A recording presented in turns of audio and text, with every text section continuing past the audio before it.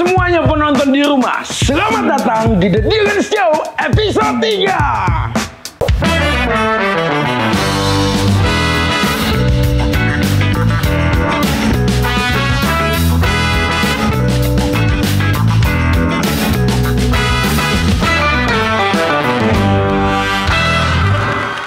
Dan di episode hari ini kita dipersembahkan oleh Lazada. Jika kalian mau belanja di Lazada sekarang, Lazada lagi ada 77 sale dari tanggal 1 Juli sampai 9 Juli. Dan kalian bisa dapetin bonus dadakan juga sampai dengan 500.000. Dan kalian bisa dapat diskon hype hingga 77% dan gratis ongkir se-Indonesia. Langsung saja download Lazada sekarang. Dan kalau mau belanja hanya di Lazada.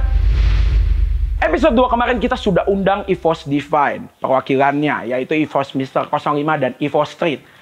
Dan itu sebelum FFWS terjadi. Dan FFWS sekarang sudah kelar, pastinya kita mau juga mengundang EVOS Divine lagi. Hari ini perwakilannya bakal seru banget dan kita bakal tanya juga kenapa mereka bisa kalah di FFWS. Langsung saja kita panggil Manai dan Ipul, sang kapten dari EVOS Divine. Kita tepuk tangan dulu buat mereka. Silakan duduk. Gimana kabarnya? Oke, sebelum kita lanjutin ke nanya mereka dan nanya kabar mereka, pastinya kita mau jelasin di sini The Dylan Show selalu mengikuti protokol kesehatan dan 3M juga pastinya. Kita sudah swab PCR juga dan semuanya negatif. Jadi kita bisa lanjutin syuting ini. Oke, gimana kabar kalian? Gua nggak mau langsung nanya pertanyaan yang berat. Jadi kan kalian baru nyampe di Indonesia tuh baru kemarin ya, minggu kemarin lah ya. Benar-benar. Dan pastinya gue mau nanya, gimana kabar kalian? Sampai sejauh ini alhamdulillah baik. Baik ya? Sehat-sehat. Sehat ya, Ipul sehat? Sehat juga. Karantina berapa hari sih di Singapura? Dan pastinya kan bete banget pas karantina tuh, kalian ngapain aja gitu? Karantina di Indo kita kalau semuanya 19 hari. 19 hari? Berangkat sama pulang. Wah. 19 hari plus di Singapura kita karantina 21 hari. 21 hari? Jadi total semua 40 hari kita 40 hari karantina. Perjuangan kalian. Jadinya itu bisa dibilang bete banget ya di situ ya? Kalau dibilang bete sih ya sumpah gue baru pertama kali karantin di SG ya. Beda kan sama Indo karantinnya. Pas gue karantin di SG itu gue udah bener-bener kayak penjara. Kayak di penjara? Bener-bener kayak penjara. Bener-bener kayak nggak ada bisa keluar, nggak bebas. Dan kalian katanya di hotel tuh sendiri ya, nggak bisa bareng-bareng. Sendiri. Tapi penjara elit lah ya, Bro. Penjara elit. Iya, ya kelas bintang 5 lah, Marina Bay Sands, bro. Bener ya? Marina Bay Sands? Enggak. Oh, kalau karantinanya bukan? Karantinanya belum. Pas keluar karantin baru. Pas udah keluar karantin baru bisa nikmatin infinity pool-nya. Oke lah ya, tapi ya. Tapi kangen nggak sih kalian sama Indonesia? Kalau bilang kangen, kangen banget dari segi apa ya, makanan. Makanan di sana kurang ya? Nah, udah gitu di Indo kan kita punya teman. Iya, di situ pasti. Di sana nggak ada, kita nggak punya siapa-siapa. Kangen inilah makanan suasana lebaran kan biasanya opor ayam. Nah, Waduh, pas lebaran nih, gue mau nanya ini. Kalian berarti pertama kali lebaran tanpa keluarga ya? Bener. Gua baru nginjak 20 tahun ini gua nggak ketemu orang tua. Pas nggak maaf-maafan juga pas lebaran. Sedih gak sih? Wah, kalau dibilang sedih sih gua hampir apa ya? Itu sehari full itu tuh pas lebaran gua nggak mau gua telepon sama siapa-siapa. Orang tua, kerabat keluarga gua. Biar mentalnya nggak ngedown gitu ya. Bukannya apa ya? Ya gua ngerasain sedihnya gua gitu. Gua kesini ya mungkin orang-orang kan ya gue berjuang. Cuman buat gue pribadi ya gue sedih banget gitu. Gue lebih baik nggak main turnamen daripada gue ngalaban sama orang tua gue. Betul. Gitu. Gue setuju kan. Karena gue sendiri ketika lebaran gak mungkin gak sama orang tua. Gue selalu sama orang tua dan itu berarti lu berdua pertama kali lebaran tanpa orang tua ya. Mana juga ya pasti ya. Iya. Mungkin kalau mikirin ego buat kita diri sendiri sih mendingan udahlah nggak usah ngapain sih ikut turnamen. Tapi kan di sini kan kita banyak orang berharap kan. Iya betul. Ya kan. Itu kalau ngikutin ego sendiri sih mending milih lebaran aja di rumah aja, gitu. Tapi kan banyak aspek lain juga, kita ngewakilin Indo, terus banyak orang yang berharap juga kan kita berjuang di sana gitu. Pasti lah, nggak mungkin nggak berharap kan, kalian kan hitungannya perwakilan Indonesia misalnya. Nah, berarti pas pertama kali ke Indonesia tuh apa yang kalian lakuin sih? Gue ya kalau pas pertama kali Indonesia keluar gue langsung keluar rumah cari makanan yang enak. Pasti lah. Biasa-biasa kan nasi goreng satenya kan gak enak di sana. Terus udah gitu kan kalau favorit gue kan makanan gue nih kalau di rumah biasanya kan kalau siang-siang ketoprak sama gado-gado. Itu yang baru bisa sih cari. udah gila sih itu. Even di sana mungkin ada makanan Indonesia ketoprak, rasanya tetap lah ketoprak gila. Singapura. Beda. Kentangnya potato di sana. Beda bahasa doang sebenarnya. Tapi entah rasanya jadi aneh ya. Mungkin kurang ini ya, kurang adukan tangan Indonesia. Enggak, kalau di sana tuh nggak ada rempah-rempah. Rempah-rempahnya kayak nggak ada garamnya kayak gitu. Nggak ada garam. Semuanya hambar ya, bener ya. Nggak ada mecin. Hambar sih, enggak sih. Kebanyakan dia campur kismis. Manis lah betul, lebih ke iya, manis. manisnya aneh ya intinya lah. Nggak cocok bagi lidah kita yang memang suka cita rasa gitu. Apalagi Indonesia yang makanannya luar biasa ya. Nah, gue mau nanya nih, selama di Singapura tuh agenda atau dan kegiatan kalian sebelum pertandingan tuh apa aja sih? Ada apa aja? Terus kayak sempat ada syuting juga gitu. Gimana cara kalian bagi waktunya gitu? Itu katanya padat juga dan ketika kalian udah siap, itu lama banget katanya untuk nungguin bisa ikut turnamennya gitu. Jadi keburu capek duluan, bener gak sih? Bener. Iya, itu kan udah di-schedule-in kan sama mereka. Jadi gladiresik juga itu kita sampai malam banget gitu. Terus besoknya berangkat pagi gitu. Pagi sampai ya. jam berapa? 1 malam kan?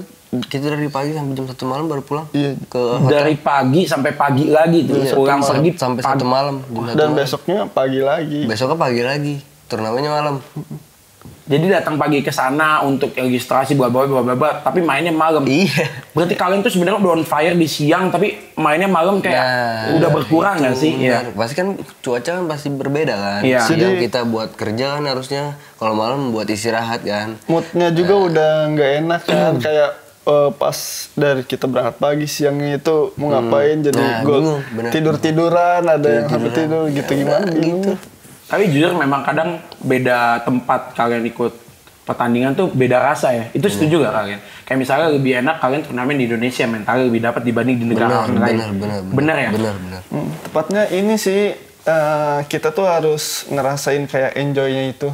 Kita pas lagi siap on fire, pas lagi enjoy. Itu apalagi kan final Free Fire kan 6 match ditentuin pas hari itu juga kan.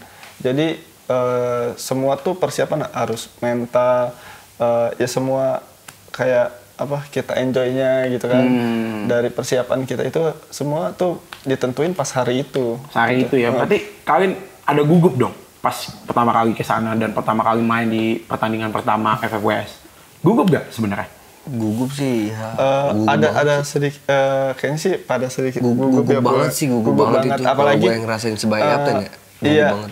Apalagi karena mungkin kan kita nggak ini kan nggak nyangka kalau misalkan pas latihan kayak gladiresik itu kan kita kan kayak latihan dulu terus ya kayak tim lot juga ini jadi tim Brazil. konteksnya jadi pertanyaan kenapa kalah nih nyambungnya. Nggak apa-apa, itu bisa dilanjutin nanti. Intinya berarti kalian benar-benar udah persiapan sebenarnya tapi gugup gitu ya jadinya ya. Karena memang beda banget gitu di sana main sama di Indonesia. Bedanya jauh banget gitu kan. Tapi lu pernah main di Thailand waktu itu. Emang beda? Bedanya banget jadi gini gue cerita ya. Jadi gini. Perbedaannya apa? Bedanya gue pas di FFPC sama FFPS ini. Jadi pas di FFPC itu gue prepare-nya nggak sampai kayak FFPS kemarin. Dari pagi nunggu malam baru main. Kalau di FFPC itu gue datang pagi, mainnya siang. Nyaman ya, benar-benar nyaman ya. Bisa dibilang jamnya tuh bisa. Pokoknya sebelum maghrib dia harus udah di hotel kalau nggak salah waktu itu ya.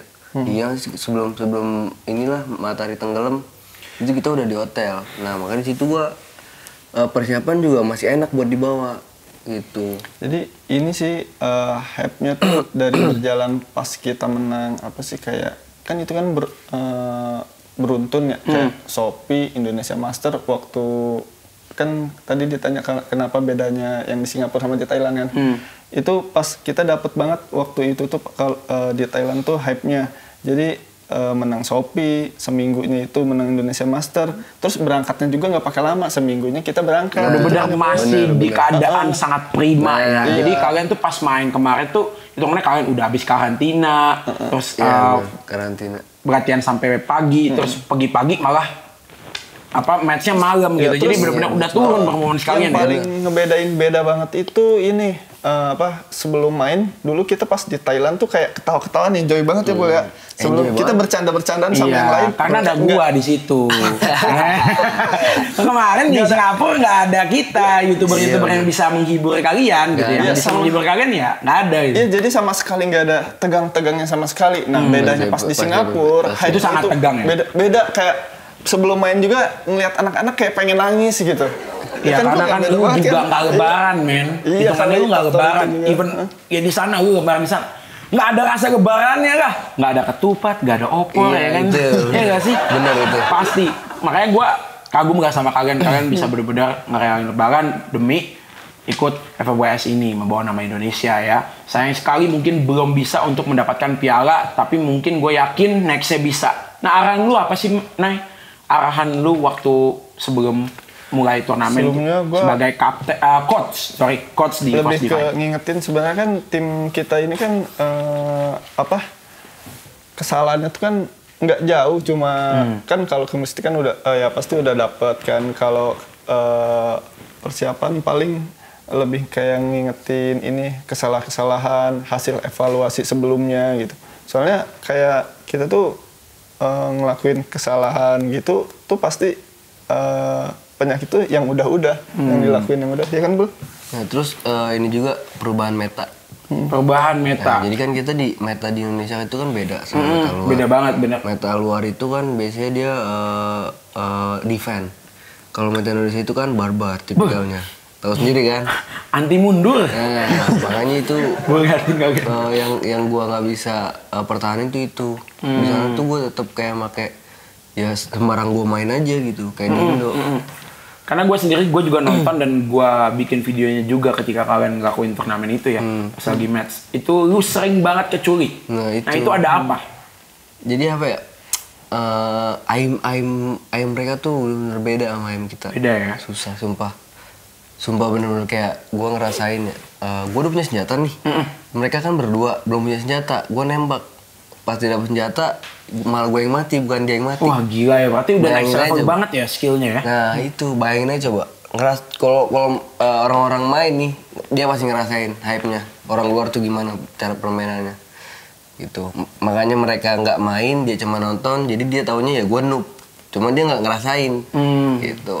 Oh itu buat penonton yang ngatain kalian noob ya, itu mendiemin aja. Enggak, mereka nggak tahu rasanya gitu. Ya itu maksud gue kalau mereka ngerasain, dia bakal tahu gitu. Karena dia nggak ngerasain, dia nggak tahu gitu. Betul, karena gue sendiri ngeliat ketika lu ketemu sama satu ini, tiba-tiba tuh darah lu tuh tiba-tiba gitu.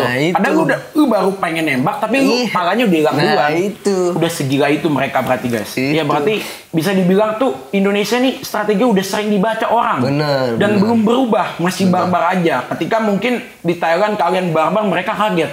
Tapi mereka mungkin pasti nonton waktu match kalian bisa juara dunia di Thailand Garena Award dulu. Tapi kalian belum ubah strategi barbar itu, akhirnya mereka mulai defensif parah, di mana mereka menggunakan strategi paling baik yaitu ngendok di turnamen dan mencari zona yang aman.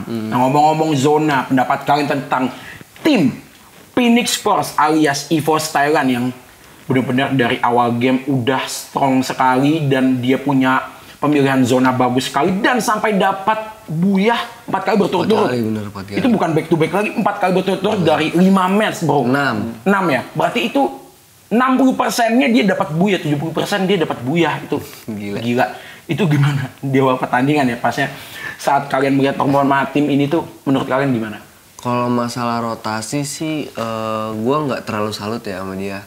Yang gue salutin dari tim mereka itu mekaniknya. Pas musuh nabrak ke tim dia bisa tahu setup musuh tuh gimana aja. Gitu. Plus ya dia siap pede, dia tahu. Pokoknya yang tadi gue bilang dia tahu musuh itu udah setup, dia tahu harus ngapain. Nah itu yang paling demen dari Thailand. Gila ya, mereka punya setup ya. Setupnya udah mateng banget. Udah gila banget sih. Dia udah ngelok musuh itu udah bener-bener harus mati gitu.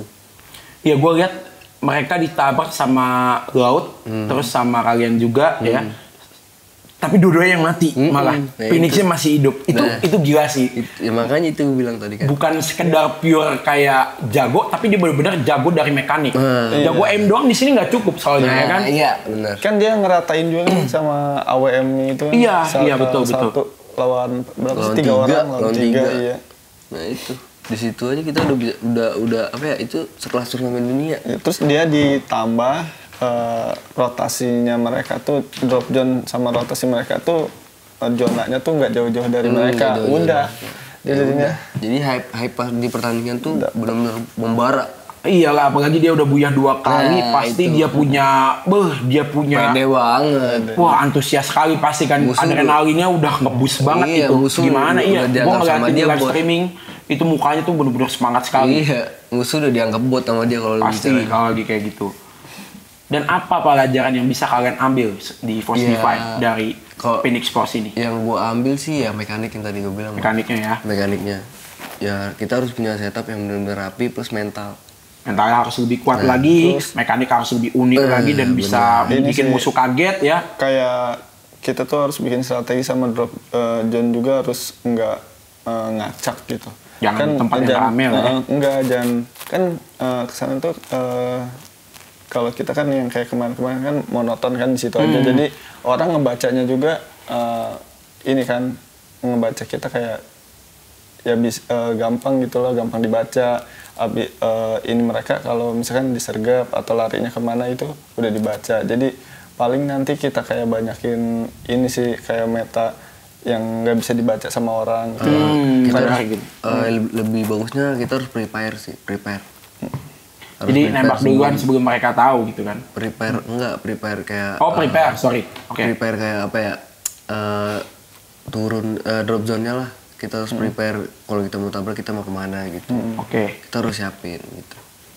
Gak sabar sih gue melihat next strategi baru dari Force Divine di next turnamen pastinya ya. Itu bakalan dapat pembelajaran banyak banget sih kalian. Gue kalau sih gua lihat. kemarin ya pas main PPS itu banyak banget yang gue pelajarin, dari cara rotasi, mekanik, mental itu gue dapet semua. Nah mungkin nanti pas latihan gue bakal pelajarin itu. Gue bakal kembali lebih kuat. Berarti bisa dibilang tim Phoenix Force itu memotivasi kalian agar bisa lebih Benar, kuat. benar. Selain Phoenix Force, Laut juga kuat kan. Wah itu dia, itu yang Nah, ketemu itu adalah sama- musuh bebuyutan bisa dibilang Nah, itu kalian clash berkali-kali sama Laut. yang- Tapi gue bisa lihat pas kalian sekali clash sama Laut, kalian bisa menang ya. Yang gue ambil dari dia itu ya rotasinya. Rotasinya juga ya. Kita tuh sama rotasi sama Brazil tuh sama Indo tuh sama rotasinya. Mirip. Banget. Nggak terlalu cepet, relax aja, santai. Ada musuh depan ajar. Iya, Gitu. iya. Indonesia kan gitu. Iya, betul. Iya, makanya yang gua ambil dari rotasi itu dari tim Brazil semuanya. Dan itu kayak ada dendam ya. Laut itu selalu ngincar kalian. Nah, itu gua juga nggak ngerti, Bang. Mungkin gara-gara ininya. Di beberapa match atau turunnya mirip. ini Bang. Sebelumnya tuh gelandang Iya, dia emang gua pancing terus, gua tabrak terus. Ya, mungkin dia marah. Panas ya. Ya, kita nggak tahu kan, kita nggak tahu kan. Sebelumnya emang anak-anak pada iseng ngejar dia mulu Iya. ya kan. Tadinya nggak barengan di sebelah-sebelahan, Di sebelah-sebelahan pas gelandang resiknya. Apa- Cuma anak-anak tuh iseng ngejar dia mulu gitu. Akhirnya dia marah. Mungkin lihat nih ntar nih pas Dibalikin. main aja. Gue kira tuh dia masih panas dengan kejadian Do You Ready? Enggak. Bercanda itu udah lama ya berdua ya. Ini mana yang kalian ingin temuin kembali pastinya untuk rematch di season berikutnya? Apa tuh? Tim mana yang ingin kalian temuin kembali Kalau tim di sih, next season kalau tim berikutnya? ya, Untuk rematch ya? Kalau tim ya, kalau gua pribadi sih yang pengen gue temuin ya yang juaranya. Yang juaranya berarti Iya. kalian mau rematch sama EVOS Thailand atau Phoenix Force tuh. Nah, benar. Mau buktiin kalau kalian punya mekanik udah lebih baik dong. Benar. Walaupun kita saudara ya tetap aja. Beda negara, bro. Kalau gua kalah ya gua mau harus balas dendam. Gitu. Jadikan motivasi agar nextnya comeback stronger Benar, pastinya itu, ya. Bener banget. Dari kemarin kalian kalah itu ada gak yang nangis sih? Gak ada sih bang. Nggak ada ya? Nggak ada. Street. Oh iya. Iya, mungkin dia Pas yang udah mungkin selesai. sedih. Karena Ya, jujur, sedih karena apa ya? Kita udah latihan keras-keras gitu. Tapi kenapa hasilnya malah jelek? Bukannya bagus itu yang mungkin yang dia pikirin. Dan kalau dari gua, menurut gua tuh Street memang megang beban yang berat. Dia kan belum pernah ngasih kalian juara juga kan. Dia datang pas kalian udah punya title juara dunia. Jadi pasti pas kemarin kalah dia benar-benar orang yang merasa sangat tertekan. Ya gua baru itu sih kayaknya ngeliat dia nangis pas di stage. Iya makanya dia itu kan mojok sendiri nangis. Iya. Itu, dia lagi sedih dia. Itu kalau dia ngobrol udah ngocor tuh udah ngocor airnya. Makanya dia bisa sendiri ke ujung itu. Udah bocor dia. Bisa dari semuanya berarti udah kelar ya. Dari gue cuma berharap mereka bisa lebih kuat lagi dan mereka bisa bawa piala di next turnamen. Nah, kalau tentang penyelenggaraan FFWS 2021 sendiri bagaimana kesan kalian? Adakah kekurangan atau drama yang terjadi atau gimana protokol kesehatan dan ekspektasi yang kalian punya di FFWS di Singapura kemarin? Ada cerita apa sih? Cerita ini sih paling kalau ngeliat protokol di sana tuh kayak Ketat banget. Ketat ya? Kan kita pikir beres karantina bisa bisa enjoy jalan-jalan dulu lah, refreshing dikit. Taunya udah di schedule-in nggak bisa syuting ini, syuting itu gitu kan. Nah terus kayak di sana tuh protokolnya kayak kita nih mau kemana-mana itu harus bawa HP. Harus pakai trace together. Jadi harus QR code terus ya. Mau masuk mall ke 7-Eleven atau mau kemana aja itu harus scan gitu. Ada penjaganya masing-masing. Nah itu sih yang beda dari Indo ke SG. Kalau di Indo tuh ketatnya ketat nggak ketat ya, bisa dibilang beberapa bagian aja. Santai tapi kalau di sana selalu ya, di setiap tempat ya. Semuanya, setiap tempat maupun tempat kecil maupun tempat besar ya. Kita harus pakai barcode. Selain itu untuk semua eventnya, keseruan eventnya? Keseruan eventnya itu yang gue lihat dari stage-nya itu bagus. Bagus banget ya. Itu lebih bagus daripada Indo. Dari tempat duduknya, bangkunya itu yang mesti karena Free Fire Indo lebih bagus lagi seperti itu ya. Bener. Tapi stage-nya sih masih bagusan yang di Thailand. Thailand lebih oke ya, lebih luas ya. Cuman ya kalau masalah stage sih Thailand, cuman kalau masalah yang lain tuh kayak tempat duduk, prepare tim buat main itu Singapura lebih elit lagi. Kualitasnya lebih bagus tuh. Karena kan mungkin kalau Thailand kan gabung sama Garena Award, jadi makanya tempatnya gede banget stage-nya. Nah tapi kan kalau Singapura ini memang FFWS aja nih, khusus Free Fire.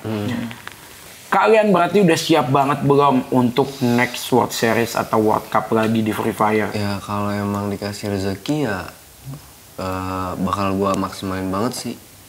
Pasti itu. Intinya kalau kita buat World Cup nextnya sih kita ngejar targetnya ya wajib harus wakilin lagi. Dan harus membawa piala dong pastinya kali ini ya. Dan harus lebih mantap lagi mainnya dan bisa tidak ditebak mekanik kalian sama tim-tim musuh. Terus kita pikirin lagi sih masalah itu. Terakhir, thank you pertanyaan dari gua sudah terjawab semua dari kalian berdua. Ini untuk pesan penonton kalian, fans kalian di rumah pastinya yang mungkin mereka mendukung kalian dan menonton kalian, even kalian kalah pun sekarang masih mendukung kalian. Ada gak kira-kira pesan? Coba berikan pesan dan kesan kalian kepada para pendukung tim FF Indonesia yang sudah mendukung kalian di FFWS kemarin. Ngobrol ke kamera yang ini. Kalau untuk pesan, gue terima kasih banyak antusias Survivor untuk Evo Spam dan yang lain-lain. Mereka udah dukung gue sampai sedih-sedih pas gue kalah. Cuman ya hasilnya kita belum ngasih yang terbaik. Ya insya Allah next kalau kita ngewakilin lagi ya gue bakal semaksimal mungkin buat balikin mental anak-anak, plus ya gue bakal bawa juara itu piala ke negara kita tercinta. Terima kasih. Evo Spam. Oke, sekarang dari mana ya mungkin? Gue salut banget sih sama Survivor Free Fire. Pas kita kalah kemarin tuh banyak banget dukungan gitu. Beda banget yang gue lihat. Mohon maaf nih sama yang adalah genre beda game gitu kan. Itu kalau kita kok kayak disupport, mungkin ya ada beberapa orang-orang cuma buat nyari viewer atau itu ngejelek-jelekin kita kan. Betul. Tapi dari itu kita ngeliat banyak banget sih dukungan. Di situ sih gue salutnya sama Survivor. Terus sampai dia sedih, sampai saya sedih. Sampai kita kalah dia sedih. Iya, jadi mereka tuh banyak banget kayak yang nge-DM nyemangatin gitu. Wah, gue merinding sih, karena gue sendiri sudah merasakan itu juga gitu. Dimana Survivor dari Free Fire ini Yang dulunya mungkin ngeliat orang kalah dibully, sekarang malah disemangatin. Jadi sekarang kayak gue lihat kayak makin dewasa. Mungkin itu kan proses kan ya. Ya betul. Kalau dilihat dari misalkan komentar IG EVOS juga kan banyak banget di situ dukungan-dukungan kayak gitu kan. Bukannya misalkan toksik, bukannya malah toksik, ngehujat, kita disalah-salahin kata kalah atau apa. Ini malah ayo bangkit lagi, bisa lagi gitu kan. Gitu sih salutnya. Dan itu membuat kalian di boost hitungannya, kalian bisa jadi lebih semangat lagi untuk next World Cup, untuk bisa mendapatkan piala dan juara pastinya ya. Pasti. Oke, tepuk tangan dulu buat Survivor di rumah semuanya yang sudah mendukung EVOS Divine di sini. Even sekarang mungkin belum bisa ngambil piala. Oke, itulah semua pertanyaan dari gua untuk EVOS M13 dan EVOS Manai. Terima kasih buat kalian udah sempetin datang di The Dylan Show episode 3 ini. Gimana? Seru gak? Pertama kali ya berarti ya kalian berdua ya? Seru sih. Gua ya curahin hati gua kesini. Anjay, bisa curhat bang gua. Nyantai aja intinya di sini. Penonton di rumah juga asik-asik nontonin The Dylan Show episode 3 ini bersama EVOS Sam dan EVOS Manai. Dan sehabis ini jangan kemana-mana dulu, kita masih ada game seru yaitu Truth or Dream bareng mereka semua. Jadi langsung saja ke part 2 sehabis ini. Langsung saja kita ke gamenya.